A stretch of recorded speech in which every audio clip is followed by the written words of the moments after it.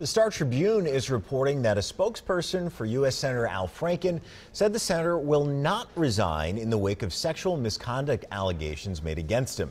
The staffer said by text, quote, "He is spending time with his family in Washington, D.C. and will be through the Thanksgiving holiday, and he's doing a lot of reflecting."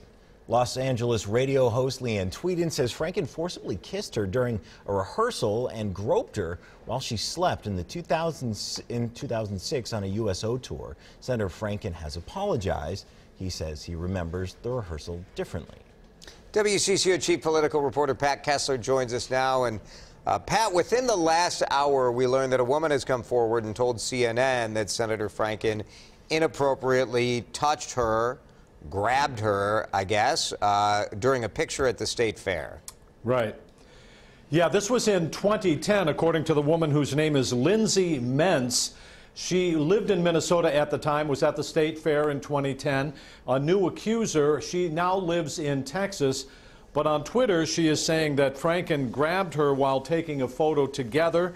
She says she felt violated and embarrassed, and she 100% believes other women may have been grabbed also.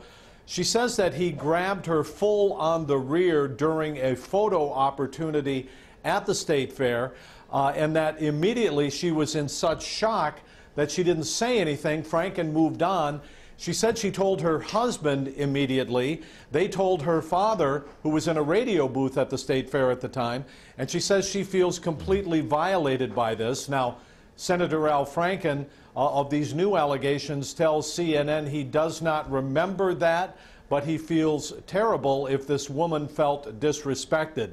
What's important here is that not just that it happened, but it's a new accuser, and this accuser is making these allegations after Al Franken became a senator. So that is very, very important here.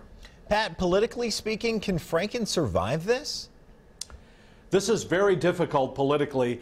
Last week, when these first shocking allegations came out, the word was around there that this might be a one-off. Al Franken has a reputation of being a little goofy sometimes, but he has always had a reputation of being respectful to women. Women in his office issued a statement over the weekend saying that they never felt disrespected, they always felt supported.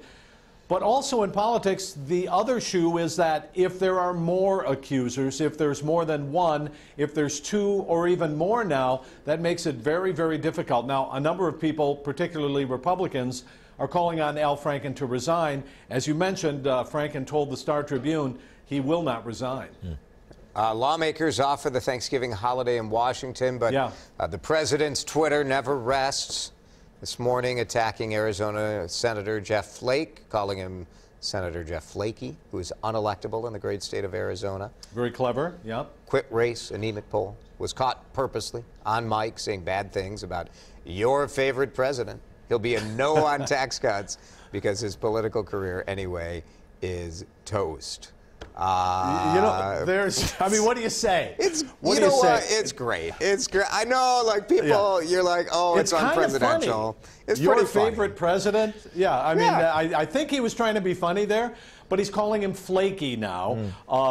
Senator Jeff Flake fails this one rule that every politician should follow. You never, ever say anything in front of a microphone because it might be on. Although he's a come on, Flake has been saying this kind of stuff in interviews. Like, it's not like this was out of character or a real surprise. Well, yeah, so that, the Republican Party's toast. I mean, we know that. But the president took this and inflames it even more. Also, over the weekend, he's going after LeVar Ball, the father of one of the kids who was arrested for shoplifting in China. And Marshawn Lynch now this says morning, he should have left him in jail. Well, LeVar Ball, I mean, you want to do a poll on who's less popular. Yeah, favorability ratings, I think, might be close there. My gosh. Also, yeah, you're right, on Twitter, sorry, Pat, go ahead.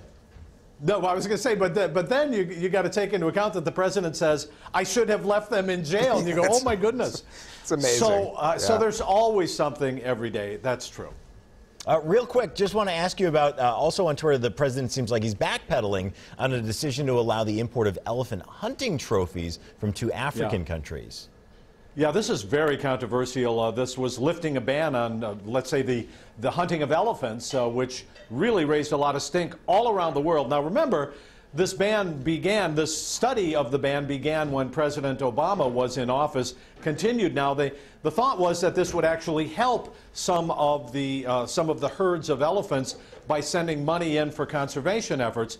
But it became famously controversial because his two sons are big game hunters, and they posed with elephant tails.